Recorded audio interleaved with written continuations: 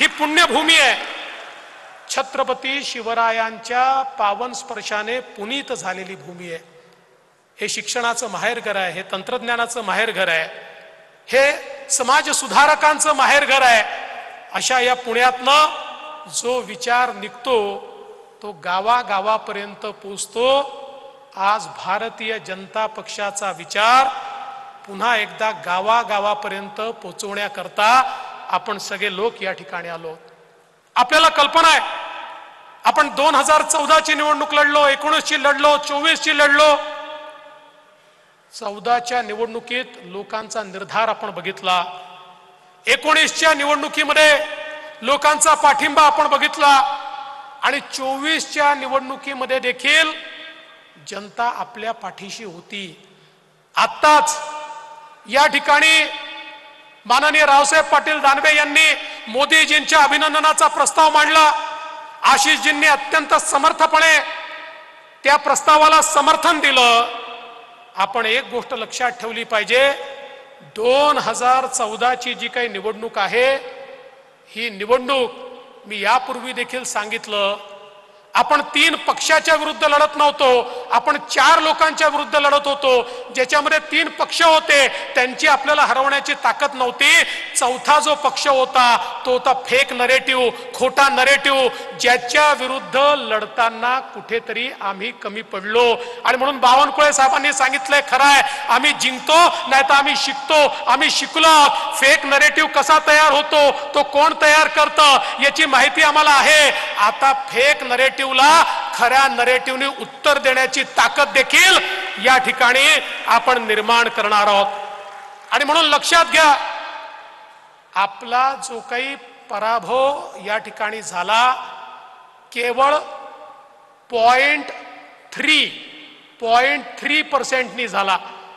म्हणजे 43.6%, 43.6% आपल्याला आणि 43.9% महाविकास आघाडीला. 0.3%मुळे आपल्या 17 जागा आणि त्यांच्या 31 जागा आल्या. मगाशीच बावनकुळे साहेबांनी सांगितलं, 12 जागा भारतीय जनता पक्षाच्या अशा आहेत, 12 जागा ज्या मात्र 3% कमी मतांनी त्या ठिकाणी पडल्या आहेत. 7 जागा अशा आहेत 2% कमी मतांनी पडल्या आहेत. 4 जागा अशा आहेत 1% देखील कमी मतांनी ज्या पडलेल्या आहेत. म्हणजे थोडी मेहनत करण्याची गरज आहे, थोडी मेहनत. कुठेतरी मी असं म्हणणार नाही आम्ही मेहनत केली नाही, मेहनत केली, पण त्याच वेळी जो फेक नरेटिव्ह तयार होत होता त्याला इफेक्टिव्ह उत्तर आम्ही देऊ शकलो नाही.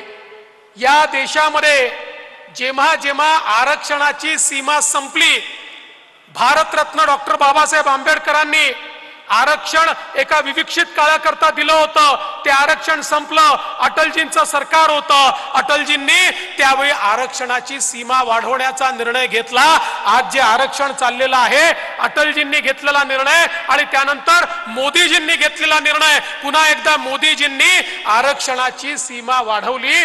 म्हणून या देशामध्ये आमच्या संविधानाने दिलेलं आरक्षण आजही सामान्य माणसाला मिळतं आहे.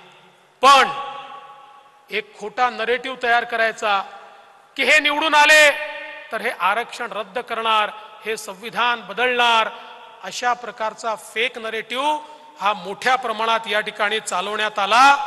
पण बंधू भगिनींनो, लक्षात ठेवा, जे खोटं असतं त्याचं वय मोठं नसतं, जे खरं असतं त्याचंच वय मोठं असतं. खोटं एखाद्या निवडणुकीत चालतं. यांचा विजय हा एखाद्या फुग्यासारखा आहे. माझ्या कार्यकर्त्यांनी जर केवळ टाचणी लावली ना, हा फुगा फुटू शकतो.